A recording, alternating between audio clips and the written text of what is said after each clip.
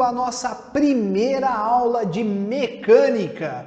Essa é uma das principais frentes da física. É uma que você deve dar muita atenção, porque os seus exercícios compõem ao menos 50% das provas de vestibular, certo?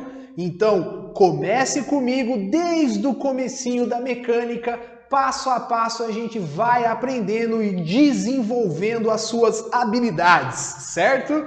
Então, olha só, a nossa primeira aula, ela chama-se Fundamentos da Cinemática. Primeira coisa que você deve saber, cinemática é a sub-área da mecânica que classifica o movimento. Então, aqui nessas nossas aulas de cinemática, nós vamos aprender a estudar, classificar, reconhecer os diferentes tipos de movimento. Note que na cinemática nós não discutimos as causas do movimento ou as causas do não movimento, que você também pode chamar de repouso. Na cinemática, nossa única preocupação é de classificar esse movimento, certo? Então, segue comigo aqui, ó. É o seguinte, por que essa nossa aula chama-se Fundamentos da Cinemática? Porque o que você vai ver aqui fundamenta os conceitos de cinemática, te fornece os conceitos básicos, aquilo que você não pode deixar de saber para poder avançar no conteúdo, certo? Aqui, nesse primeiro passo, eu vou te mostrar o conteúdo que nós chamamos de corpo em movimento, como nós classificamos os diferentes corpos em movimento. Na cinemática, nós teremos dois tipos de corpos em movimento, o que nós denominamos de ponto material e o que nós denominamos de corpo extenso, certo? Como que eu classifico um corpo em ponto material ou corpo extenso? Eu tenho que levar em consideração as suas dimensões e compará-la com o estado de movimento do corpo, com a distância que ele vai percorrer. Imagine só um carro de 2, 3 metros de comprimento, viajando entre São Paulo, capital, e Rio de Janeiro, capital. Mais ou menos uns 400 quilômetros de distância. Eu estou falando de um carro de 2, 3 metros de comprimento. Esse carro, dentro dessa distância toda que ele vai percorrer, nós denominamos de ponto material. Porque imagina só, se você pega um helicópterozinho, sobe e olha lá de cima uma distância de 400 quilômetros, esse carro, dentro dessa distância de 400 quilômetros, é muito pequenininho, então nós podemos desconsiderar a sua dimensão. Por isso nós o classificamos então como, olha só, ponto material ou também partícula, beleza? Agora, corpo extenso é quando esse meu corpo não pode ser desconsiderado as suas dimensões. Então, olha só. Esse mesmo carro agora, de 2, 3 metros de comprimento, estacionando dentro de uma garagem de 6, 7 metros, é apertado, certo? As dimensões do meu carro podem ser desconsideradas nesse caso? De jeito nenhum, eu tenho que considerar as dimensões dele para que eu possa estacionar, senão eu vou acabar riscando o meu carro, certo? Então, eu classifico como corpo extenso aquele corpo em que, dentro do movimento que ele realiza, as suas dimensões não podem ser desprezadas, tá certo?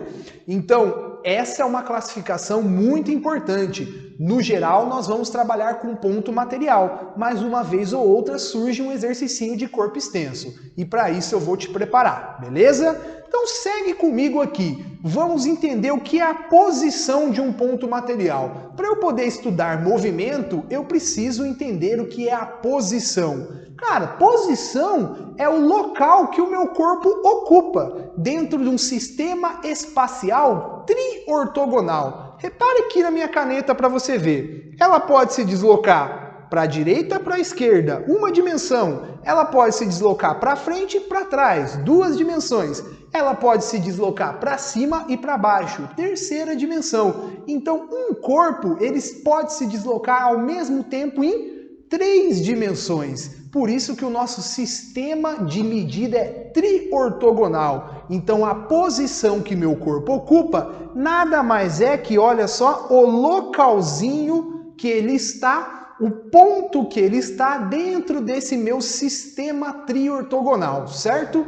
Agora, olha só, aí vem um conceito muito importante para a gente quando nós estudamos movimento, que é o sistema referencial, a nossa referência. A referência é o ponto que eu vou estabelecer para que eu possa analisar se um corpo está ou não em movimento, certo? Então, para definir se um corpo está ou não em movimento, eu preciso adotar algo como referência. Tudo bem? Como que ocorre isso daqui? Ocorre da seguinte forma. Suponha que essa caneta é a minha referência. Está aqui na minha mão. Repare na minha mão esquerda. Essa é a posição da minha mão esquerda, essa é a referência da minha caneta. Olha o que eu estou fazendo com a mão esquerda. Estou mudando a mão esquerda de posição. Percebe isso? Se eu tomo como referência essa minha caneta, perceba que a minha mão está mudando de posição em relação à minha caneta? Certo? Então, se o referencial for a minha caneta, eu posso dizer que essa minha mão esquerda está em movimento. Então, o que é movimento? É a mudança de posição de um corpo em relação a um referencial. Ponto final. Agora, repara só, se eu pegar essa mão direita e continuar movimentando ela e tomar como referência a minha caneta, tá mudando de posição a minha mão direita em relação à minha caneta? A minha mão direita não muda de posição em relação à caneta.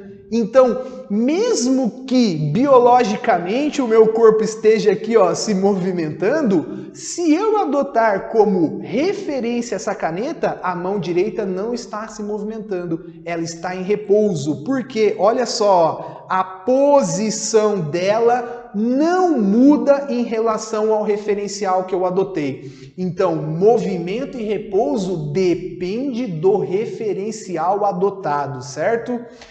Não existe repouso absoluto. O que significa isso? Significa que, independente da situação, independente do corpo que você escolha, é possível encontrar um referencial que prove que ele esteja em movimento.